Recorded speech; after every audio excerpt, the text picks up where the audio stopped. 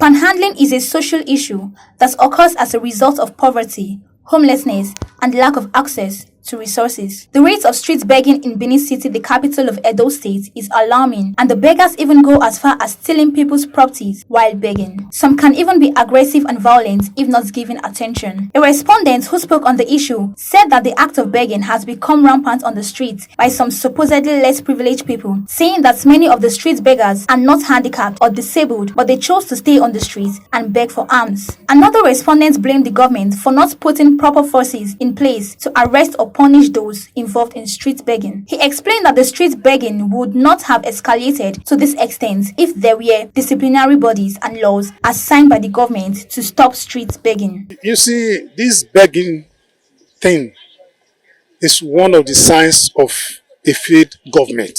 In any society, the society must make provisions for the less privileged, those who are not able to fend for themselves. At least government ought to provide the basic necessities for them. They don't have anybody to help them. Bad government that we have, and there is nothing that they can do except to come to the street and fight for their right. Every day you can't buy drugs, you can't feed, even the parents cannot even pay school fees. The hardship in the land now, nobody can bear it. Everything is in a total shambles.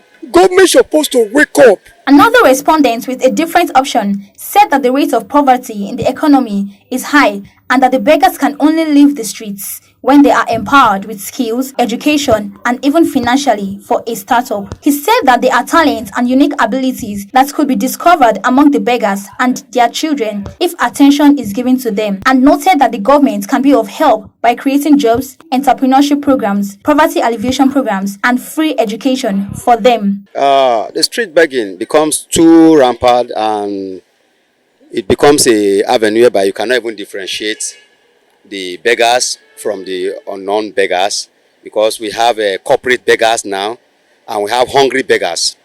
But the point is this: street begging is like, I see the government are not yet doing anything about it. Why I say so? If you give permission for street begging without arresting them, it will keep increasing.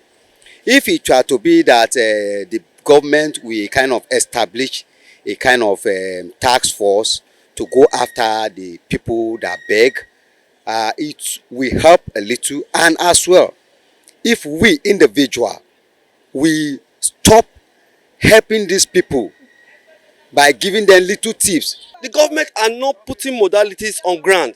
Okay, for example now, education. For a father or a mother to put their kids in school is very hard because things are going up every day.